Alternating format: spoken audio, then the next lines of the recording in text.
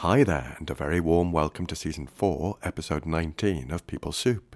It's Ross McIntosh here. Pea Soupers, thanks for tuning in. This is a new type of episode, one aimed perhaps more at those who are workplace trainers or facilitators, who support adults in the development of new skills. It's a short cup of soup called Helping, and it could also be useful for anyone who's ever contemplated the nature of their helping relationship, whether at work or with family and friends. So I'm going to start with a question. Have you ever had the misfortune to fall over in public or witness somebody else taking a tumble? It's yes to both of those scenarios for me, and in my experience there's a common theme, which I'm going to explore.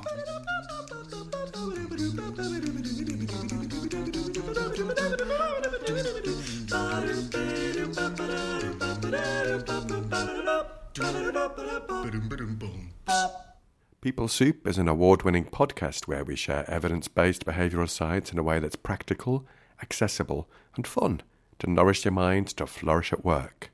Let's take a quick scoot over to the news desk. Reviews are in for the release from the archives of my chat with Lou Gardner. Lots of you listened and commented, and thank you so much for that. And I think it was summed up beautifully by Ian Tyndall, friend of the show, and he said, "Always poignant, this one, Ross, but very glad you have this episode still and keep her voice and personality very much alive, along with a legacy of amazing work she left behind for everyone." Hear, hear. Thanks, Ian, and thanks to everyone who commented and listened and shared fond memories. So for now, get a brew on and have a listen to my reflections on helping. So, Pea Soupers, let me take you back to September 2021, way back. And this was a few weeks after we arrived in Malaga. I was on an early morning bike ride through the city. The streets were quiet, ethereal, romantic even, with the occasional street cleaning team who washed the marble streets every morning in the historic centre. Before taking a corner next to the cathedral, I gently touched my brakes, and my bike just slipped away from beneath me as I landed with a resounding clunk on the street. Most of the impact was on my left elbow and knee, with a smart tap to my glasses on the pavement, which promptly broke and flew across the street. I'm pretty sure I howled. No bones broken, but a very painful shoulder, and I couldn't see where my glasses had landed, so felt pretty helpless. And I should just say here, yes, I was wearing a helmet, and it was generally a pedestrian street. But something else happened. Although the streets had seemed to be deserted, I looked up to see three faces, a mother with her daughter, and then a young chap ran up too, all very concerned and asking me if they could help. The young chap helped me up, and the mother and daughter found my glasses, although one of the legs had snapped off and was missing, which gave me the sort of comic Jack Duckworth appearance. How did I respond? Well, here's the thing. I responded by saying, through the pain, "Oh, I'm fine. A bit sore, nothing broken, nothing to see here. Thanks so much for your help. Please do carry on with your day and I'll stagger home." No, it's fine. Honestly, what I really wanted to do was find somewhere just to sit down and have a bit of a sob. So I continued to say, "Look, I'm fine," and they all left quite reluctantly. I could see them looking back to check, I imagine, to check that I hadn't keeled over. So I was desperate for them to leave so I could cradle my arm, whimper a bit, and make my way very gingerly back home with my wonky glasses. The attention and offers of help were uncomfortable. Pea Soupers, does this resonate with you?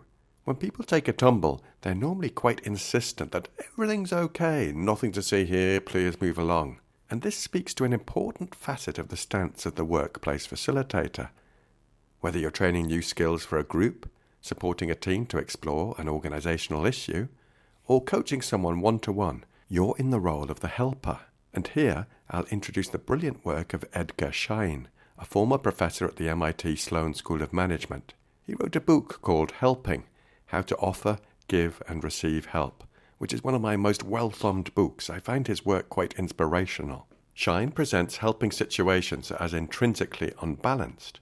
When you are in a position of asking for help or support or guidance, you are putting yourself one down. As Schein says, it's a loss of independence to have someone else advise you, heal you, minister to you, help you up, support you, even serve you. So that's like me falling off my bike. I was so keen to express that I was okay, even though I was in agony. I was reluctant to accept the sudden imposed state of dependency and felt humiliated. So when we are asked to help, being put in the role of the helper, This is an immediate gain of status and power, which puts us one up. And this one-upness can sometimes go to our head. We can perhaps start to believe the hype. So, at the beginning, in every helping relationship, there is a state of imbalance. The helper is one up, and the person or team seeking help is one down. And there are risks associated with each role which are explored by Schein. One of those is uppermost in my mind as a skills facilitator for teams and organizations. There can be a temptation to slip into the role of expert. People are looking to you as the source of new skills. Standing at the front of the room or hosting a webinar can feel very much like you're on that expert pedestal. And our self-story is like, I need to know all the answers to every question. I need to fix these people. I need to justify my position as the host or the person at the front of the room. When we're hooked with these I need to stories, we'll typically increase the imbalance in the room and become more invested in consolidating our position as the expert, and therefore increasing our one-upness. And there are risks for the team or individual you're working with too. They may feel some initial mistrust, but then begin to feel a sense of dependency and reliance. That kind of feeling that they're about to be magically fixed without any effort on their part. And these are just some of the dangers on both sides of the helping relationship. What I'm constantly trying to do in my work with teams is reduce the imbalance, to build trust and an equal partnership. One story that brings this to life brilliantly is from my friend, Dr.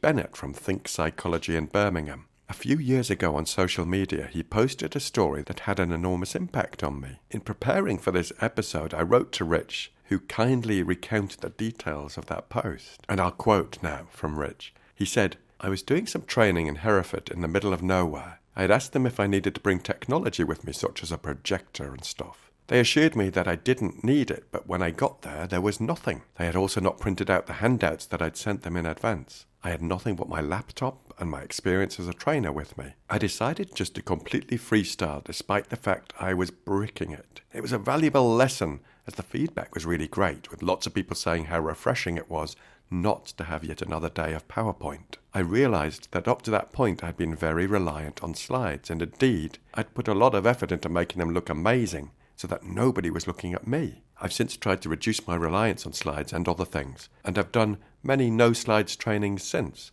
and made an effort to be more directly engaging using my skills as a presenter. Rich, thanks so much for recapturing that story. As I say, absolutely inspirational, and I often think about that, having perfect slides and almost hiding behind them. And that's a perfect example of reducing the imbalance. In my work, I sometimes do use slides, and my preference, particularly in face-to-face work, would be to use a flip chart, and preferably sit in a circle. These strategies all help to lessen the imbalance. In particular with training like ACT, I'm not looking to position myself as the expert. I'm looking to present myself as a human being with flaws and vulnerabilities who has experience in sharing a set of practical and useful skills for adults. I choose to reinforce this by disclosing examples from my own life, and this has a dual purpose. It hopefully brings to life what I'm trying to share and allows me to role model the skills, and it also positions me as someone who is also experiencing the human condition and the complexities of life. In my online work, especially since the pandemic, I'm always conscious of the same effect. I think of Rich and his perfect slides, which helps me notice when I might be hiding behind my own fancy graphics. Deciding not to share slides in a virtual environment can be terrifying and immensely rewarding. It removes those barriers, begins to restore balance, and helps me present skills to adults that I know might be useful as they attempt to navigate the complexity of their own lives. It removes those barriers and begins to restore the balance. Incidentally, over the pandemic, I've also experimented with my delivery speed. Knowing that many of the people I'm working with have such hectic and demanding jobs, like people working in schools or people in the NHS, and respecting that they've signed up to this training I'm delivering for a reason, I consciously slow down my delivery pace and aim to create more space for connection and reflection. And this has generally worked quite well. People have appreciated what one group described as an oasis in their week, and a time when they had permission to explore and, of equal importance, to consider, act on and report back on their own self-care.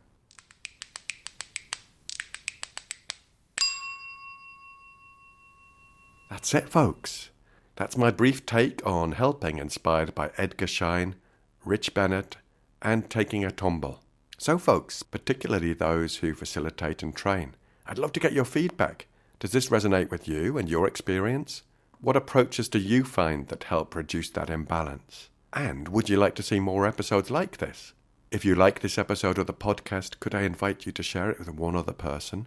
I'm really keen to spread the behavioural science and skills with more people. Of course, a subscription, follow, rating or review are also very much appreciated. The show notes are at rossmcintosh.co.uk, and this includes links to a few different platforms. I love to hear from you, and you can get in touch at peoplesoup.pod@gmail.com. On Twitter, we're at peoplesouppod. On Instagram at people.soup. On Facebook at peoplesouppod. Thanks to Andy Glenn for his spoon magic and Alex Engelberg for his vocals. Most of all, dear listener, thanks to you. Look after yourselves, pea soupers, and bye for now. The young chap helped me up, and the mother and daughter found my glasses, although one of the legs had snapped off and was missing, which gave me the sort of comic Jack Duckworth appearance.